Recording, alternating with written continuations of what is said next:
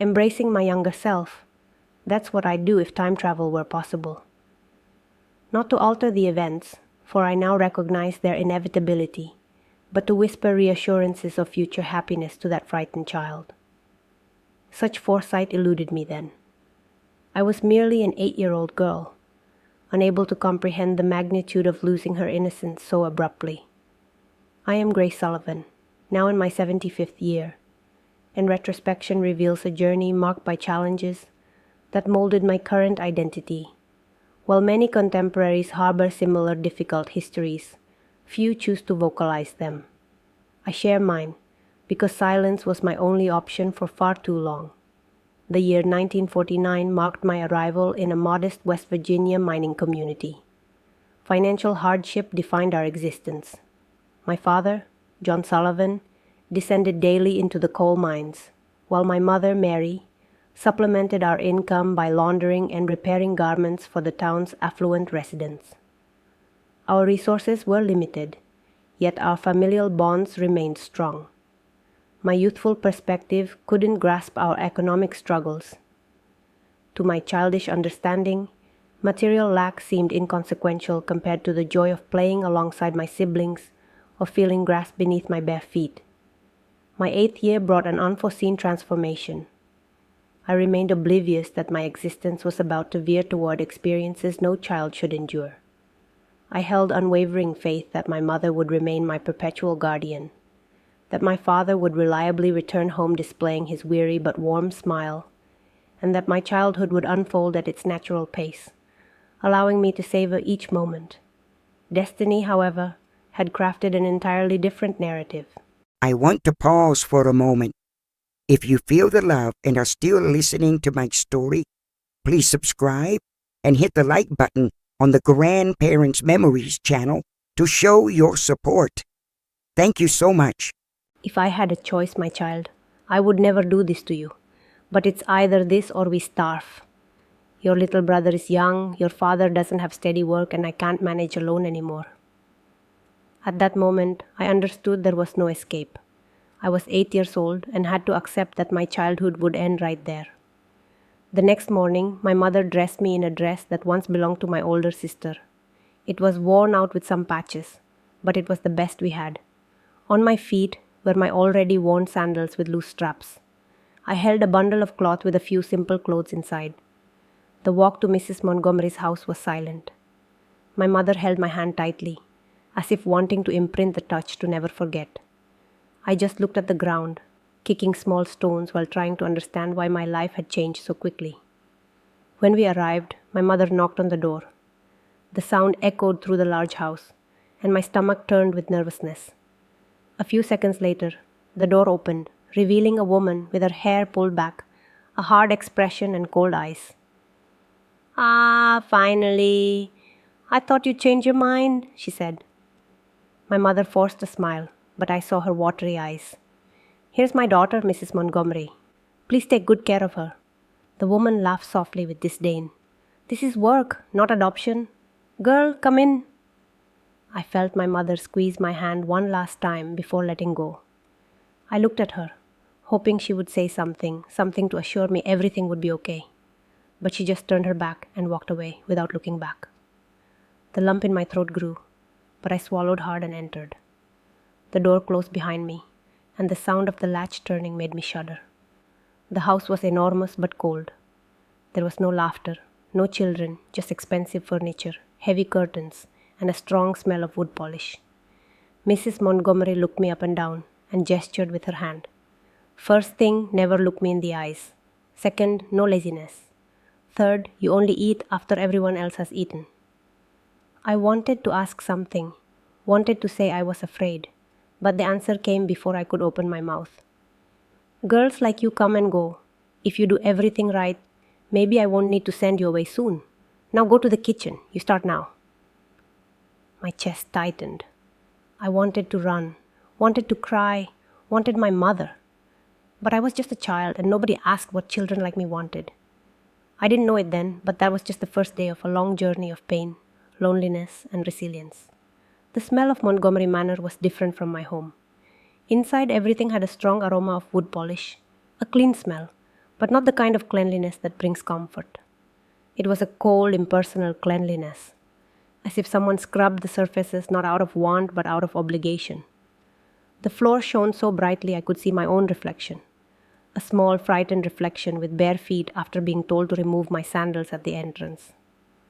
The first room I saw was the enormous living room, with sofas I knew I could never sit on, hand-embroidered rugs, and a crystal chandelier hanging from the ceiling. But despite the luxury, the environment had no human warmth. It was a large house, but without laughter, without children running, without music. My mind was still on the last image of my mother walking away. I expected her to turn around, to look back at least once, but she didn't. Perhaps because if she looked, she wouldn't have the strength to keep walking. Perhaps because she knew if she saw me crying, she would come back for me. But the world of the poor didn't afford that luxury. Tears didn't pay bills. Mrs. Montgomery observed me as if evaluating an object. "Do you already know how to wash clothes?" I nodded affirmatively. "Do you know how to iron too?" I remained silent for a few seconds. My mother never let me near the iron. She said it was dangerous. "No, ma'am." She frowned as if that were a personal offense. "Great, another thing to learn. Come with me." She walked and I followed behind. She took me through the corridors, showing me every corner of the house. It wasn't a tour, it was a warning. "Here you cannot enter. There, you only enter to clean and leave quickly. Never touch these objects." Then we stopped in front of a narrow door at the back of the house. "This will be your room," she said. She pushed the door, revealing a small space without windows. There was a wooden bed with a thin mattress, a pillow yellowed by time, and a rough blanket folded in the corner. Next to it, a small wardrobe with only one door. "You'll get food after everyone has eaten. Bath only after 9 at night. I don't want to waste water. And no noise. If you hear footsteps in the corridor, stay quiet. If you need something, think twice before bothering me." She didn't wait for a response. She simply closed the door and left me there alone. The silence of that little room was different from the silence of my room at home. In my room, the silence was broken by the sound of crickets outside, by the wind passing through the cracks in the boards, by the muffled laughter of my siblings in the room next door. Here, no. The silence was crushing, heavy. I sat on the edge of the hard bed and hugged my knees. For the first time since leaving home, I cried. But I cried in silence. I woke up to a shout. "Get up, girl. The sun is already up." I sat up on the bed with a start, not knowing where I was. My body ached from a night poorly slept on the thin mattress, and my eyes still stung from the tears of the night before. But I had no time to recover. When I left the little room, the house was already in motion. The masters were waking up, and I needed to hurry. "You start in the kitchen. Wash all the breakfast dishes, and quickly, because afterward there's laundry to wash." The kitchen was full of dirty dishes, cups, and cutlery. I took the dishcloth and began to scrub. The water was cold and my hands began to hurt, but I didn't complain. The hours passed and the work seemed endless. After the dishes came the floors to scrub, the furniture to dust, the clothes to beat on the washboard. It never stopped. There was never a moment of rest. The hardest part was understanding that I was no longer a normal person in that house. I was invisible. No one addressed me except to give orders. If I was in a room and one of the masters entered, I should leave immediately. I heard laughter, conversations, and the tinkling of fine china and crystal stemware in the dining room, but I never participated in any of it. And then, when it was already past 3 in the afternoon, my stomach growled loudly. I remembered the last thing Mrs. Montgomery had said, "Food only after everyone has eaten." I went to the kitchen and waited. The older servant, a woman of about 40 named Ruth Johnson, looked at me with pity and pointed to a plate in the corner of the table. It was a deep plate with leftovers of rice, a piece of cold meat, and almost dry beans at the bottom. "Eat quickly before they tell me to throw it away," she said. I held the spoon with trembling hands and swallowed quickly. It had no taste, but it was food. My body needed it. Ruth sighed and said softly, "You're too young to be here." But there was nothing more to be done. After the late lunch, I returned to work. The afternoon fell, and when the clock struck 9, I could no longer feel my legs. I went to my little room, closed the door, and lay down. The thin mattress no longer seemed so uncomfortable. My eyes burned, and every muscle in my body screamed with pain.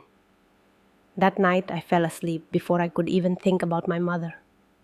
And so began my new life. I woke up the next day with pain all over my body. My back seemed to be burning. The muscles in my legs throbbed, and my hands were so rough they scratched my own face when I tried to rub my eyes. My first instinct was to call my mother. I always did that when I woke up with some discomfort, but when I opened my eyes and saw the cold, dark walls of that little room, I remembered she was no longer there. The life I knew had been left behind. I got up with difficulty and opened the door slowly, feeling the strong smell of fresh coffee coming from the kitchen. The day had barely begun, and I already knew it would be long. Time passed, and my routine at Montgomery Manor became an endless cycle of work, fatigue, and hunger. I woke up before everyone, cleaned, scrubbed, washed, and served. Each task was done in a hurry, with no time to rest. And when hunger tightened, I learned to deceive my stomach. Breakfast was for the masters. The table was filled with warm bread, creamy butter, freshly baked biscuits, and well-sweetened coffee with milk. But none of that was for me. I just looked from afar, swallowing dryly while cleaning the floor and listening to the laughter of the masters talking about their plans for the day. At lunch, when I could finally eat, it was always the leftovers of leftovers, the chicken bones the masters left, the grains of rice that remained at the bottom of the pot, a thin broth that barely had any taste. And it was like this every day. But the worst wasn't the food. The worst was the indifference. The master spoke to me as if I weren't a person. They never asked me how I was, if I was in pain, if I needed anything. I was just another piece inside that house, like the furniture, like the floor cloths, and the loneliness that accompanied me all the time. If I had siblings or other children by my side, perhaps it would be easier. But there, I was the only girl. There was no one with whom to share a look of complicity, a friendly word, a moment of rest. Days passed, and I didn't hear my name being called with affection. No one looked me in the eyes. No one cared if I was okay. Sometimes I tried to make conversation with Ruth, the other servant, but she was always in a hurry, always busy. When she spoke to me, it was in whispers, as if she were afraid the masters would hear. "Girl, keep your questions to yourself. In here, those who ask too many questions end up leaving quickly." I wondered where the girls who left went, but I never asked out loud. Sometimes I looked out the window and saw children, my age, running in the street, playing, laughing, kicking a ball. My chest ached with envy. I wondered if my mother still thought of me, if she missed me, if at some point she would come to get me. The nights were the worst. I lay on that hard bed and hugged my own legs to try to deceive the feeling of emptiness. At first, I cried softly, but after a few weeks, the tears dried up, not because I no longer felt sadness, but because I began to understand that crying would change nothing. One night, the hunger was so great I began to feel dizzy. The master's dinner had been plentiful: roast beef, fluffy rice, stuffing, and well-seasoned beef stew. And I had received a hard piece of bread and a glass of water. My stomach growled so loudly that I feared someone would hear. Then, for the first time, I did something I never imagined I would do. I waited for the house to fall silent, got up slowly, and walked to the kitchen, stepping lightly so the wooden floor wouldn't creak. My heart was beating so hard I felt the blood pulsing in my ears. On the table, I saw a bowl with leftover rice and a piece of bitten meat left aside by the masters. My eyes filled with water. I took a little with trembling hands and stuffed it into my mouth without chewing properly, trying to kill the hunger that devoured me from within. That was when I heard footsteps in the corridor. I froze. Fear took over me, leaving me immobile in the dark. If they caught me stealing food, I knew the punishment would be harsh. I held my breath, expecting the worst. But the footsteps passed straight by, disappearing through the house. I released the air slowly and ran back to my little room, with the taste of fear mixed with stolen food. That night, I learned two things. Hunger makes us do things we never imagined, and I couldn't continue living like this. It was the first time I felt within me something I had never felt before, a growing revolt. That life couldn't be all I would have. And without knowing how or when, I decided that one day I would leave that house. I had already been in that house for months when I realized that no matter how hard I tried, it would never be enough. It didn't matter if I scrubbed the floor until my fingers turned red, if I washed the clothes until my nails broke, if I woke up before the sun to ensure everything was perfect. Humiliation was part of my daily life. Mrs. Montgomery seemed to find a strange pleasure in testing me, in making me feel small. "This plate is dirty. Do you want me to eat amid filth, girl?" The dishes shone, but I never questioned, just washed them again. "Are you stupid or do you do it on purpose? Look at this bedsheet. Do you see this wrinkle? Do you want to sleep in an unmade bed?" I swallowed hard and started over.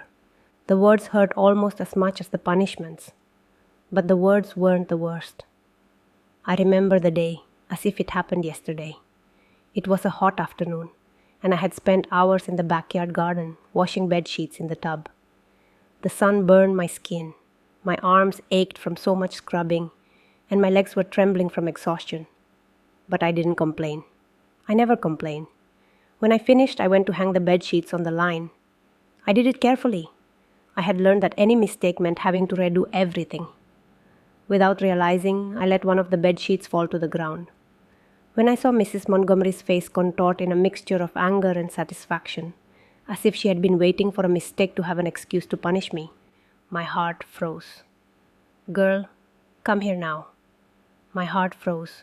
I went to her, my hands sweating cold. "What is this?" She pointed to the dirty sheet on the ground. "The wind, ma'am. I didn't see." "You didn't see? You didn't see? Well, you're going to learn to see." Before I could react, I felt the first slap on my face. My ears rang and my vision became blurry for a few seconds. I wanted to run, to curl up, to disappear from there, but I knew any reaction would only make things worse. "Take this sheet and wash everything again. And no food today to learn." I just nodded, holding back the tears. Tears never helped. I spent the entire afternoon scrubbing that sheet as if my life depended on it. Maybe it did. After that day, punishments became frequent. If I took too long to finish a task, I went without dinner. If I left a glass out of place, I had to clean the entire kitchen again. If a button on the master's clothes was loose, I spent hours sewing pieces that didn't even have a defect. I want to pause for a moment. If you feel the love and are still listening to my story, please subscribe and hit the like button on the Grandparents Memories channel to show your support. Thank you so much. And if I dropped something, that was the worst. Once I let a glass fall to the floor. The noise of the glass shattering was like thunder in my ears. Mrs. Montgomery appeared in the kitchen in seconds. "What did you do?" My throat was dry. "It was an accident, ma'am." "An accident? Then you're going to clean this with your hand to learn to be careful." I swallowed the tears and knelt on the floor. With trembling fingers, I began to collect the pieces of glass. My thin skin didn't take long to yield. Soon, a cut opened at the tip of my finger, and blood ran down my hand. Mrs. Montgomery saw but said nothing. She just crossed her arms and waited. I continued. I finished cleaning and washed the wound in silence. That night, lying on the thin mattress, I looked at my cut fingers and promised myself that I would never let this happen again. But I was just a child, and children make mistakes. If the physical punishments were harsh, the humiliations were even worse. Mrs. Montgomery made a point of demeaning me in front of visitors. "This girl is too slow, but at least she serves to scrub floors." Or, "If I don't keep an eye on her, she eats like a starving animal. The poor are all the same." The visitors laughed. Some shook their heads, but no one ever said anything. No one ever questioned. I just lowered my head and pretended not to hear. But I heard, and each word was stored inside me like an invisible weight that I carried wherever I went. There was a day when I thought my body wouldn't take any more. I had gone 2 days without eating properly after committing some silly mistake that I don't even remember anymore. The fatigue was so much that my eyes burned and my knees seemed weak. That was when, in the middle of the kitchen, everything darkened. I felt the floor disappear, and my head spun. I woke up minutes later, fallen on the floor. Ruth, the older servant, was by my side, fanning my face with a cloth. "You fainted, girl." I blinked slowly, trying to focus my vision. "Does the mistress know?" I asked with a weak voice. She sighed and shook her head. "She knows, but she said that when you woke up, you should get back to work." I closed my eyes, feeling a lump in my throat. There was no truce, no mercy. I was just an 8-year-old girl, and the world had already taught me that my pain didn't matter. That night, lying on the thin mattress, my mind hammered a single question. If this is my life now, what will become of me when I grow up? I didn't know yet, but I was about to discover that even in the worst situations, there is a way to escape. Time passed. Weeks turned into months, and I no longer knew what it was like to live without fear. My routine was always the same. Wake up before the sun, work until my bones ached, eat leftovers, and sleep on the thin mattress in my dark little room. I avoided thinking about the future because thinking about the future was too painful. Would my life always be like this?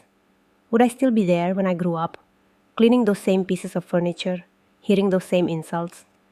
I didn't want to believe so, but until then, I had no reason to believe it could be different. Until the day I found my first book. It was a stuffy Sunday morning, and Mrs. Montgomery had ordered me to clean the yard. The yard of the house was large, with one part covered in grass and another where the back of the kitchen and the disposal area were located. There, in a corner, was a pile of old boxes, old newspapers, and things the mistress no longer wanted. While sweeping, I saw something different amid the crumpled papers. A rectangular object with a dark cover, somewhat dirty but whole. I picked it up carefully. It was a book. The letters were a bit faded, but I could read the title, Great Expectations, by someone named Charles Dickens. I didn't know who that man was, and much less what the book said, but holding that object in my hands gave me a strange sensation, as if I were touching something forbidden, something powerful. My heart beat faster. I looked around, making sure no one saw me, and quickly hid it under my blouse. That night, lying on my hard bed, I waited until everything was silent, and with trembling hands, I opened the book for the first time. My finger passed slowly over the small letters, trying to decipher them. I knew how to read, but I had never read an entire book before. In my house, before being sent to work, my father used to read passages from the Bible aloud, and my mother taught me the basics with product labels and words in old newspapers. But that was different. Those words pulled me into a new world. A world where I wasn't the poor, invisible girl of that house. It was a world where I could exist without fear. Each sentence I read seemed to take me far from there. The story of that Pip character didn't make much sense at first, but I couldn't stop. I read slowly, pronouncing the words softly, trying to understand each sentence. And the more I read, the more I wanted to continue. For the first time in a long time, I felt there was something that was just mine. Reading that book became my most precious secret. Every night, after an entire day of work and humiliation, I lay in the dark and read a few pages. Sometimes my hands trembled with fatigue, my eyes burned, but I didn't stop. The fear of being discovered made me hide the book under the mattress during the day, and I was right to be afraid. One morning, while sweeping the corridor, I heard heavy footsteps approaching. Before I could react, I felt a strong pull on my arm. It was Mrs. Montgomery. "What were you doing last night, huh?"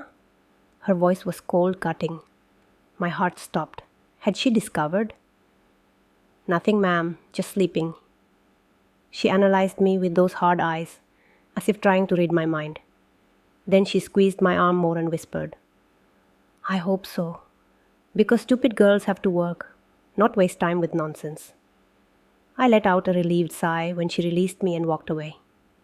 But that day, when I returned to my little room, I was paralyzed to see my bed overturned. My hiding place had been discovered. I knelt and looked under the mattress, desperate, but the book was no longer there. I ran my eyes around the room. My breathing accelerated. Where was it? My chest tightened when I saw a torn piece of paper on the floor. I picked up the piece, and on it was a single word, still legible. Pip. My book had been torn. I stood up, feeling the tears rise. I looked at the closed door, my body trembling with anger and frustration. Someone, probably Mrs. Montgomery or some servant who wanted to please her, had found my only treasure and destroyed it. That night, I lay on the empty mattress and closed my eyes, fighting against crying. But for the first time, the sadness was not greater than the revolt. The next morning, while cleaning the living room, I saw a bookshelf full of books.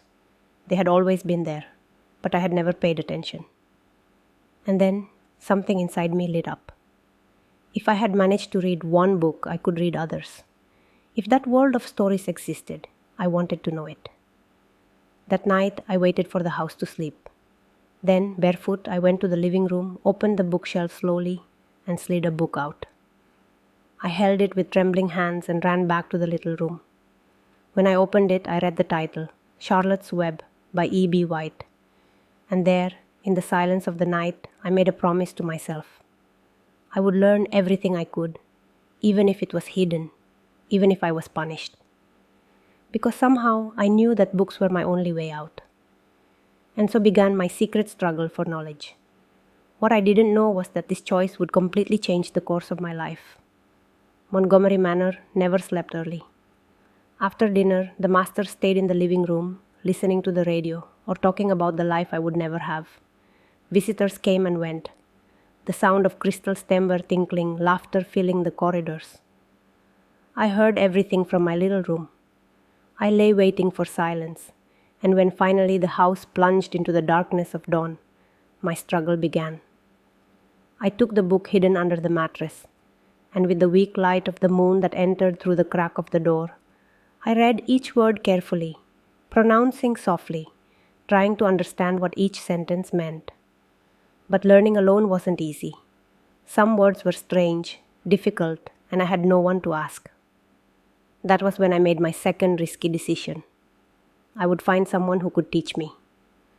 The opportunity arose on a stuffy morning when I was sent to the downtown farmer's market to buy vegetables.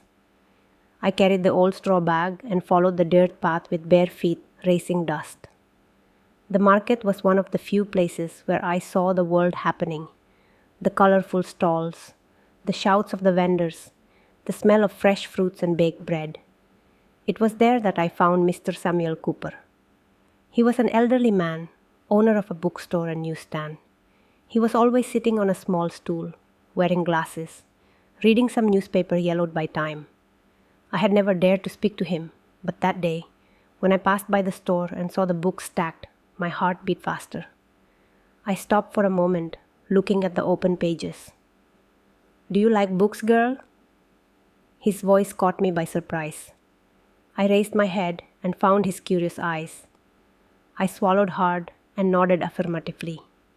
He frowned, as if not expecting that response. "And can you read?"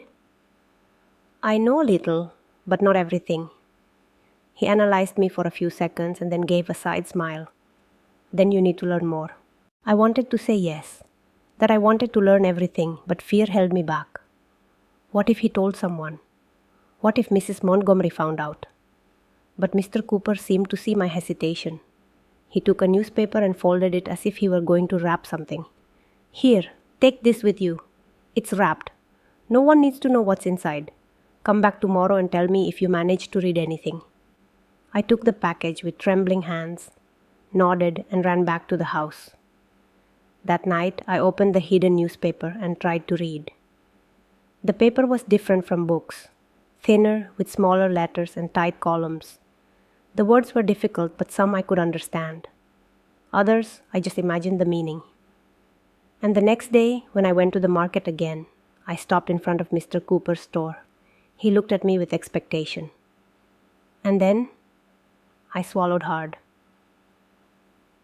I understood some words, but not others. He smiled, satisfied. "Great. I'll teach you some things, but only if you promise not to tell anyone." I nodded quickly. And one more thing, girl. If one day they ask you who taught you, say you learned by yourself. I didn't ask why. I just engraved those words in my chest. My routine changed. Every day, I found a way to pass by Mr. Cooper's store. He gave me a new newspaper or a small book, and in the early morning, I read in hiding in the tight little room. I began to understand longer sentences, to recognize difficult words, to form thoughts that I didn't know how to express before. But studying without anyone noticing required care. I hid the papers under the bed, folded inside clothes, even inside old pots that no one used. Still, the fear of being discovered was constant, and one day that fear became reality. It was on a very hot afternoon. Mrs. Montgomery was in a bad mood, complaining about everything, and anything seemed to be a reason to fight. I was in the kitchen, trying to clean a heavy pot when I heard her scream. "What is this?" My blood froze. I ran to the living room and saw Mrs. Montgomery holding an old newspaper. It was one of those I had brought from the market. It must have fallen from under the bed and somehow ended up in the middle of the laundry room. She squeezed the paper in her hand, her face red with anger. "Where did this come from? Are you picking up trash from the street? Don't you have anything to do? Want to read? Poor people like you don't need these things. They need to work." She tore the paper into pieces right in front of me. Each piece falling to the floor was like a part of me being destroyed. I wanted to scream, wanted to cry, but I did nothing. I just lowered my head and murmured, "Sorry, ma'am." My heart was in pieces, but I knew I couldn't let that defeat me. I would continue, even if I had to learn each word just inside my mind. That night, after cleaning the entire floor of the house as punishment, I lay down and took a deep breath. I needed to prove to myself that I could still learn. I took an old piece of paper and a pencil I had found thrown in the kitchen. With a trembling hand, I began to write slowly. "I will get out of here." I read those words several times. At that moment, I didn't know how or when, but I knew it was true. I would live there and never again let anyone destroy what I wanted to be. I had already been in that house for years. Time passed, and gradually I was no longer the frightened girl who arrived there at 8 years old. My body had grown, my hands were calloused, my skin marked by hard work, but inside me there was still something no one managed to destroy, the will to learn and be more than a simple invisible servant. However, that will become my greatest threat. It was a stuffy Sunday morning when everything happened. Mrs. Montgomery was especially irritated, and anything seemed to bother her. The coffee wasn't hot enough. The curtains weren't aligned. The dust that barely existed on the furniture seemed to bother her more than the scorching heat. I already knew what would come. Whenever she was like this, someone would have to pay for her bad mood. This time it was me. I was in the kitchen washing the pots when I heard her voice cut through the air like a knife. "Girl, come here now." My stomach turned. I dropped everything and ran to the living room, drying my hands on the apron. She was standing in front of the bookshelf, holding a small notebook. My notebook. "What is this?" Her voice came out icy. I swallowed hard. It was an old notebook that I used to practice writing. I hid it behind the bookshelf, among the books that no one read. I thought no one would find it there, but I was wrong. "I'm sorry, ma'am, I was just writing." Her eyes narrowed. "Writing? You think you were born for this? You think you can be more than a servant? Poor people like you aren't good for anything else." I want to pause for a moment. If you feel the love and are still listening to my story, please subscribe and hit the like button on the Grandparents Memories channel to show your support. Thank you so much. My body trembled, not from fear. I was already used to fear, but from the injustice, the anger, the pain of being treated like a disposable object. "I just wanted to learn," I murmured softly. Her reaction was immediate. In a quick gesture, she threw the notebook on the floor and stomped on the pages I had written with so much effort. "Learn for what? Are you going to write love letters to another poor person like you?" Are you going to delude yourself thinking you can be something more? Not in my house. And then came the phrase that would change my life forever. Take your things and get out of here now. My eyes widened. Expelled? Where would I go? My heart raced and my vision became blurry. Terror took over me. Please, ma'am, I have nowhere to go. But she didn't even look at me. That's not my problem anymore. Out. Ruth appeared at the kitchen door and looked at me with pity. She wanted to say something, but just sighed and turned her face. I went up to my little room and took the little I had. A change of clothes, a piece of dry bread, and the pencil I hid in my pocket. My world fit in a small bundle. When I passed through the door, I looked back, hoping my mistress would change her mind, but all I saw was her expression of indifference. And then, for the first time in years, I was free. But freedom without direction was as frightening as prison. I walked without looking back. The strong wind hit my face, my bare feet dusty. I went to where my mother used to live, but found out she had moved with my siblings to look for work elsewhere. There was no way to find her, so I walked. I walked through streets I had only seen from afar before, through the market where vendors shouted, through the square where children played. But I was no longer a child. I didn't belong anywhere. When night fell, I sat on the sidewalk, hugging my own body. The cold wind cut my skin, and fear mixed with fatigue. That's when I felt a hand touch my shoulder. Startled, I found Mr. Cooper, the old bookstore owner. He looked at me for a few seconds without saying anything, but in his eyes was something I hadn't seen in a long time. Understanding. "You were expelled, weren't you?" he asked straightforwardly. I nodded, trying to hold back tears. He sighed and scratched his beard. "I already imagined this would happen. That woman would never let you learn." I swallowed hard. "And now what do I do?" He analyzed me as if making a silent decision. Then finally said, "You can sleep in my store tonight. It's not much, but at least you won't be cold. Tomorrow we'll think about the rest." My eyes filled with tears. "Why are you helping me?" Mr. Cooper gave a half smile. "Because I've seen many girls like you get lost in the world. And because I know you have something no one can take from you, the will to win." That night, I slept on the floor of Cooper's books and newsstand, among piles of old books. It wasn't a soft mattress. It wasn't a warm house. But for the first time, I slept knowing that perhaps there was a future for me. And the next day, when I woke up, I decided I would never again let anyone stop me from learning. After all, I had nothing to lose, and perhaps that was all I needed to start again. The sun rose slowly, spreading golden tones across the sky, and I woke up smelling old newspapers and yellowed paper around me. For the first time in years, there was no one shouting my name to send me to work. Mr. Cooper was already up, sitting on his stool, reading as always. "Did you sleep well?" he asked without taking his eyes off the newspaper. I stretched slowly.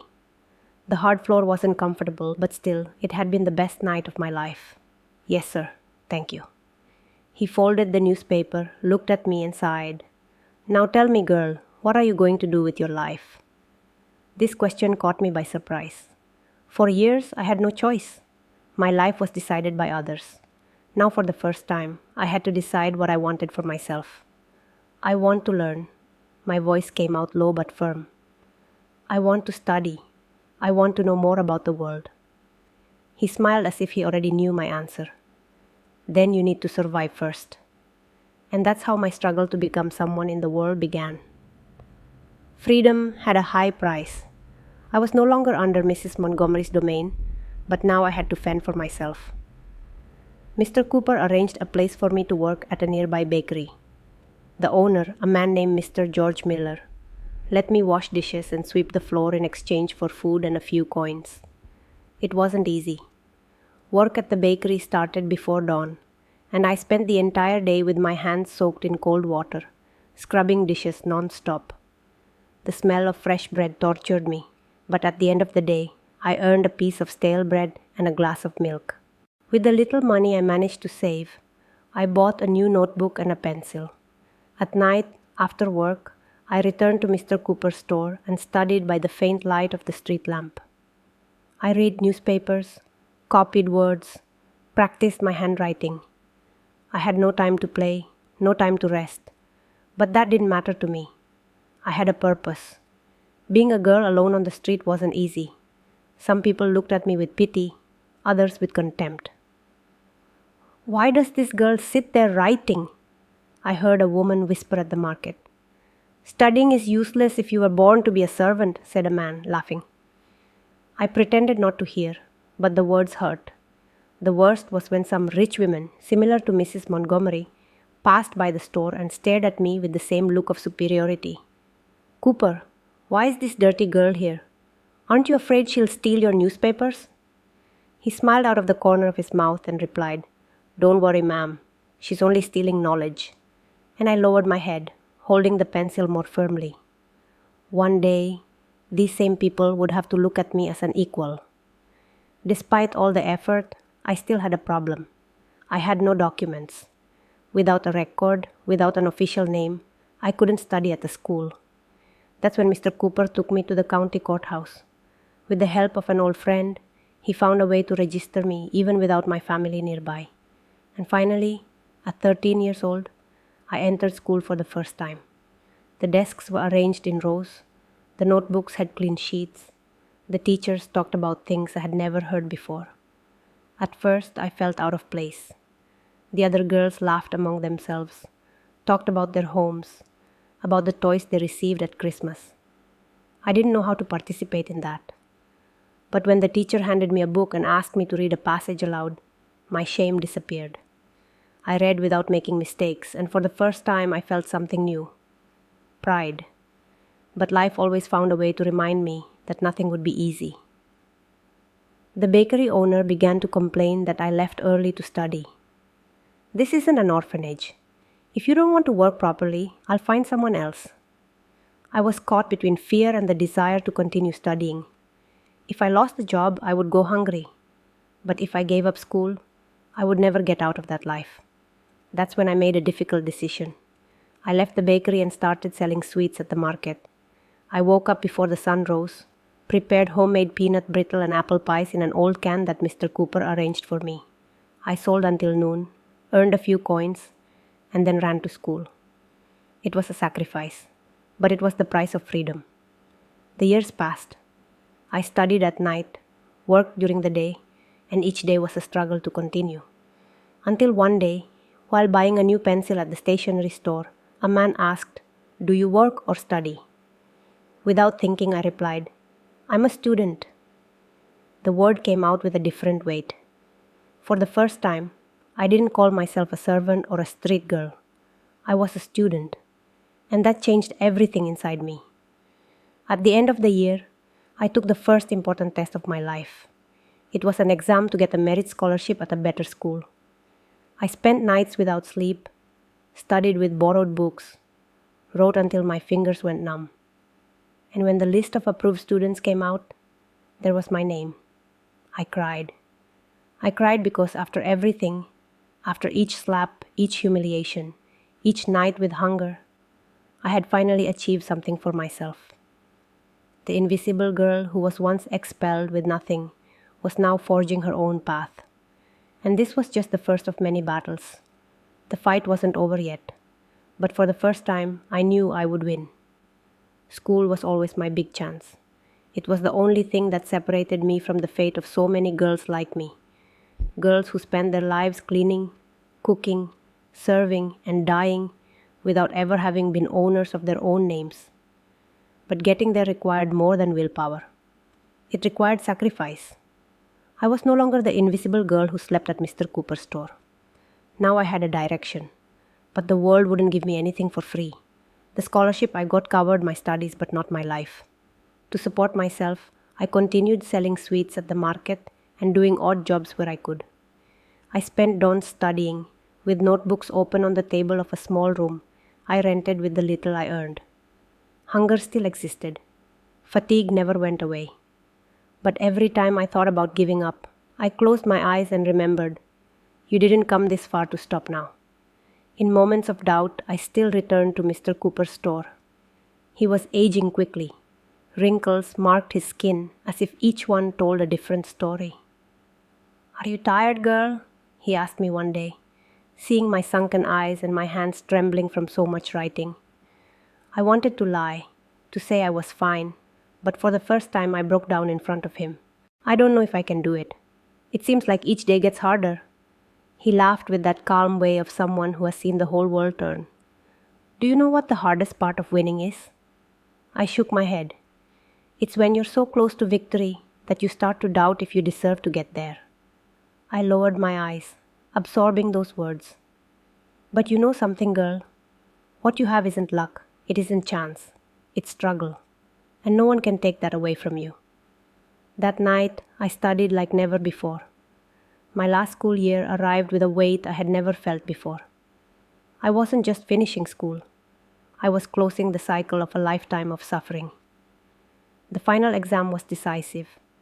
I spent weeks studying, memorizing formulas, reviewing texts, writing until my fingers hurt. On the day of the exam, my hands were sweating. The paper in front of me seemed enormous, full of words jumbled by nervousness. I took a deep breath and closed my eyes. I remembered the 8-year-old girl with dirty feet being dragged by her mother to a house where she would become a slave. I remembered the nights without dinner, the silent tears, the torn books, the first hidden notebook. And then I took the pencil and began to write. Days later, the results came out. I knew I needed to pass. There was no second chance. Either I conquered this victory, or I would return to a destiny that no longer belonged to me. When I arrived at school, the paper with the list of approved students was pasted on the wall. My heart was beating so hard I thought I would faint. I ran through the list with my eyes, feeling the letters jumble. Then there it was. My name. My legs faltered, and I needed to hold on to the wall not to fall. I had passed. After everything, after every fight, every cold night, every humiliation, I had passed. The girl who was once treated as nothing was now someone. And I cried. I cried without fear, without shame. I cried because for the first time I wasn't just a survivor. I was a winner. I ran to Mr. Cooper's store. I wanted to tell him, wanted him to see what he had helped build. But when I arrived, I felt something strange. The store was closed. My chest tightened. I looked around, looking for someone who knew what had happened. That's when a man, a vendor from the market, put his hand on my shoulder and said, "I'm sorry, girl. Mr. Cooper passed away last night." The ground disappeared from under my feet. I couldn't believe it. He had always been there, like an immutable part of my world. My chest filled with pain. I took a piece of paper from my pocket and, with trembling hands, wrote a last message for him.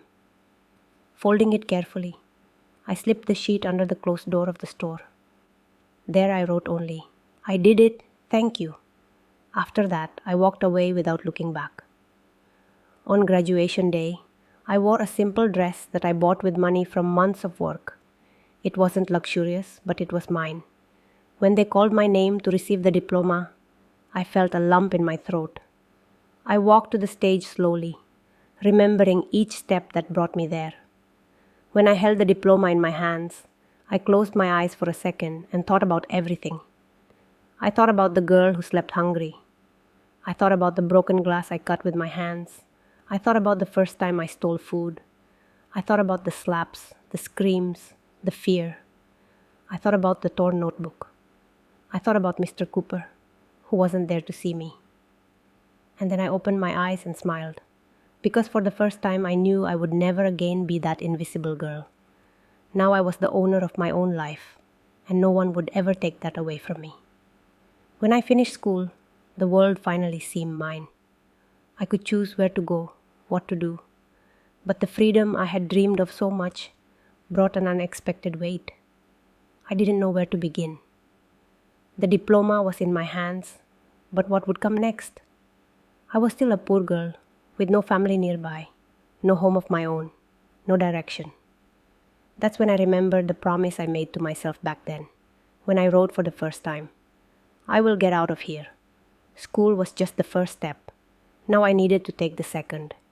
And this step led me to an unexpected place, back to the town where it all began. I took the little money I had saved and boarded a Greyhound bus, bound for the mining town where I was born. The journey was long. The dirt roads were the same, the green fields passed by the window, as if time had never changed anything. But I knew I had changed. When I got off the bus and stepped again on the soil where my childhood was interrupted, I felt a shiver run through my body. It was strange to be there again. The houses were smaller than I remembered. The streets, once so immense to the child I was, now seemed narrow. Everything was the same, but I was no longer the same. I want to pause for a moment. If you feel the love and are still listening to my story, please subscribe and hit the like button on the Grandparents Memories channel to show your support. Thank you so much. My first impulse was to look for my mother. I asked about her at the small market, in the square, at the homes of acquaintances, until finally someone told me, "Your mother? Yes, she lives in that little house at the end of the street, but she's been a bit sick lately." My heart raced. I walked to the house with slow steps. With each meter traveled, I felt a knot in my chest. And then finally, I saw her. My mother was sitting in an old chair on the porch, her tired face, her eyes lost at some distant point. When I approached, she slowly raised her head. For a second, I thought she wouldn't recognize me. After all, so many years had passed. But then I saw her eyes water. My daughter. Her voice came out weak, like a broken whisper. And at that instant, everything inside me crumbled. Without another word, I pivoted and departed. Seeking her remorse or acknowledgement of past transgressions wasn't my purpose. My presence there served my healing, not her absolution.